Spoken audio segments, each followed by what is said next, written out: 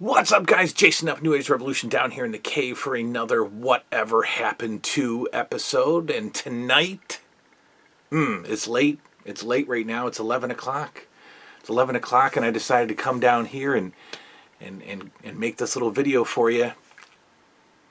And the time, you see, the evening, the 11 p.m. time, kind of plays along with the topic tonight. You see, Let's take you back. Let's take you back to 8 years old, 9 years old, and you and your best pal are sitting around school or maybe talking on the phone, riding bikes together, and you come up with this crazy idea. You come up with the idea that you would leave the safety and the warmth, the confines of your own home, and you would actually go to your pal's house to spend the night. My goodness, the sky is the limit for things that can happen that night. Ladies and gentlemen, whatever happened to sleepovers?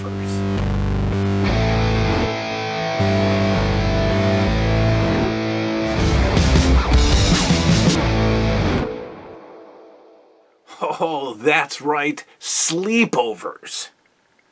The topic hit me today, and I was like, yeah, we got to talk about sleepovers. And I'm actually pretty excited to dive back in time and talk about some of the greatest times that a kid can have with his friends, the sleepover.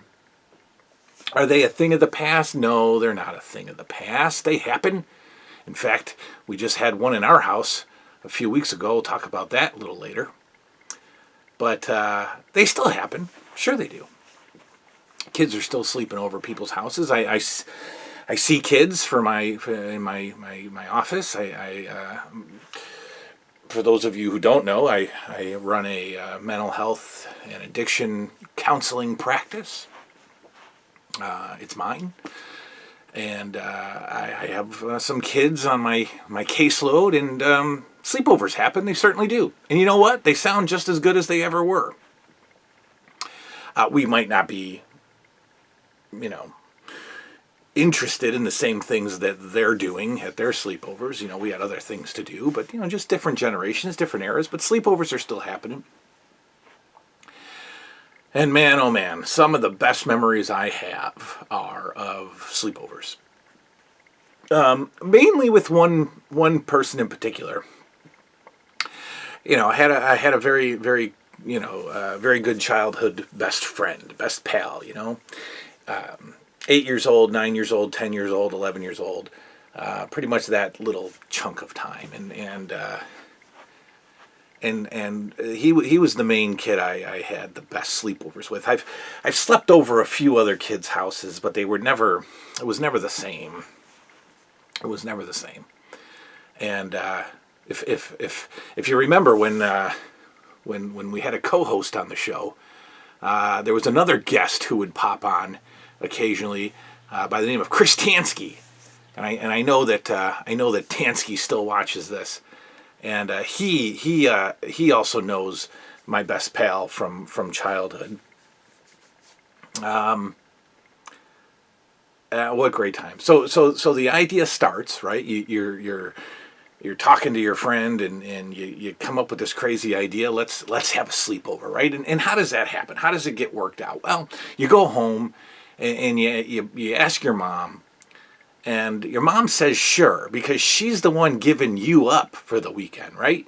Your mom says, great, yeah, that sounds wonderful, let's do it. That's not the hard part. The hard part is your friend convincing his parents to allow another child into their home for the evening.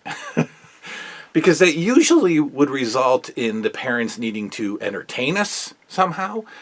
Certainly feed us at night, and then probably feed us in the morning as well, right? And probably have to get up 2 or 3 times during the night to yell at us and to tell us to stop. So I could always get clearance on my end, but it was a real waiting game. It was a real nail biter to see if we got the green light to pull off the sleepover. And there were, the ratio of yeses to nos was definitely, it was not even. It was not equal at all. We definitely had more no's to the sleepovers than yeses. But when the yeses did happen, when you knew it was happening, it brought a rush of excitement.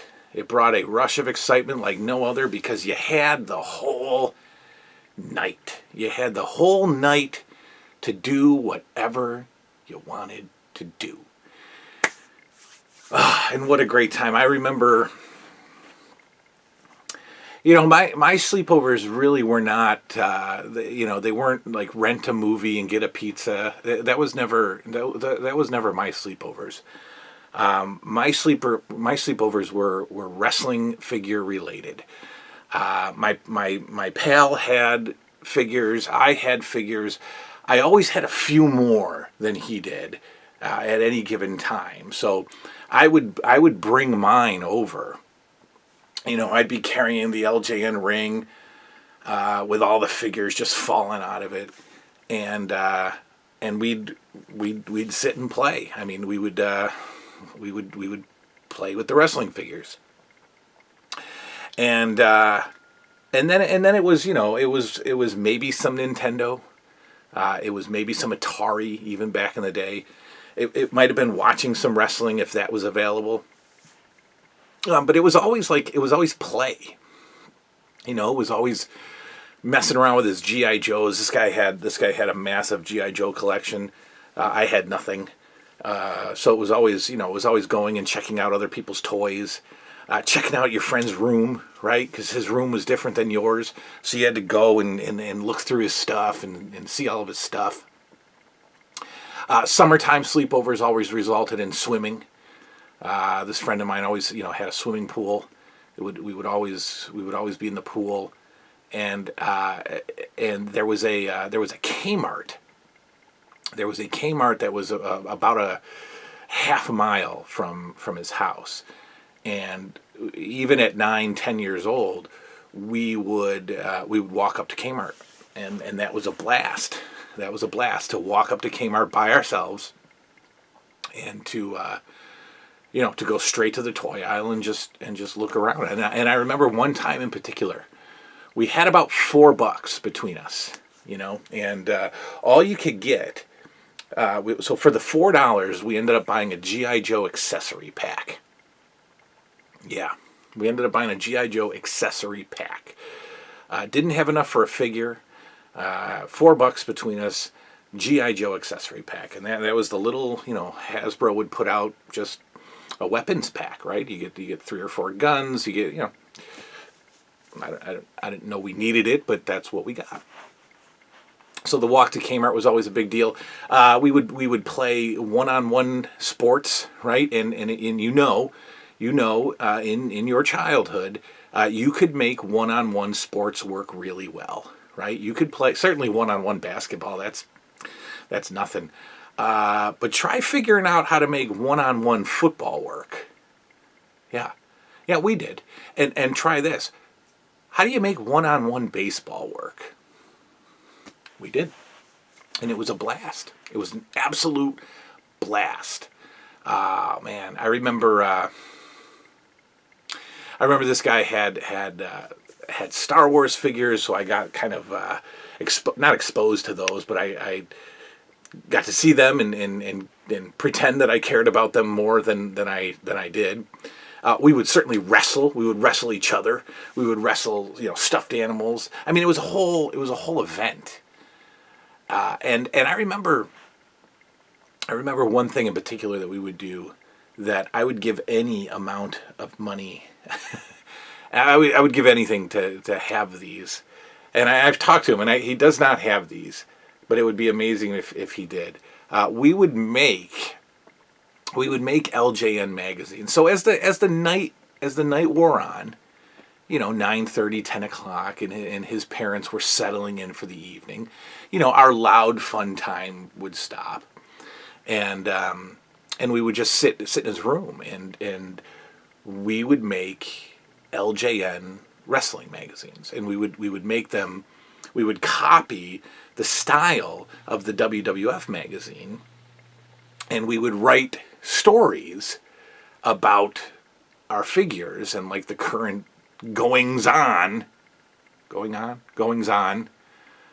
current happenings of the of our federation, right? And the crazy thing back then is we would grab a WWF magazine and we would cut it up and we would cut pictures out of it, and we would we would make our own magazines out of it, and that was a blast. That was an absolute blast. Like I said, I would give anything to find to see a copy of those of that work beforehand, right? So let's say the plan is on Friday. We're in school together Monday through Friday, and so we are planning the step-by-step evening, the itinerary, the agenda of that sleepover, and we would have like wrestling supercards that night. So we'd sit down and we'd figure out the matches, and so we would have we would write down the card. It was going to be a big event. The LJNs were going to have a big supercard that night. What a blast! What a blast! Unbeatable fun, right? Unbeatable levels of excitement. Just great fun. Great fun. Can't be duplicated. Best times ever are our kids' sleepover. Again, at 8 years old, 9 years old, 10 years old. And I had more as the years go on with other kids, and I remember having sleepovers fairly late too. I mean, 14, 15 years old, I would sleep over, and then this one particular kid during that era, we would just wrestle. So the whole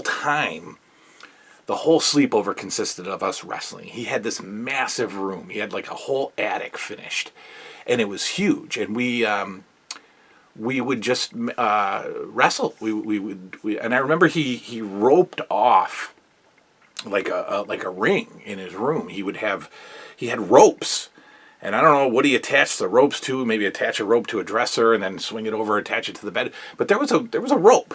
There were ropes, and so we would wrestle within the ropes. And of course, it was fake. We would just wrestle. And I remember we would have tournaments, and so we would get the PWI magazines, and we'd go into the ratings, right, where everybody's listed, and we would take every single name and we would put it into this massive 60-man tournament, all just from names of the PWI ratings, the rankings. And we would flip coins to determine who was going to win each match. And so if you had Hulk Hogan from the WWF, and maybe we pulled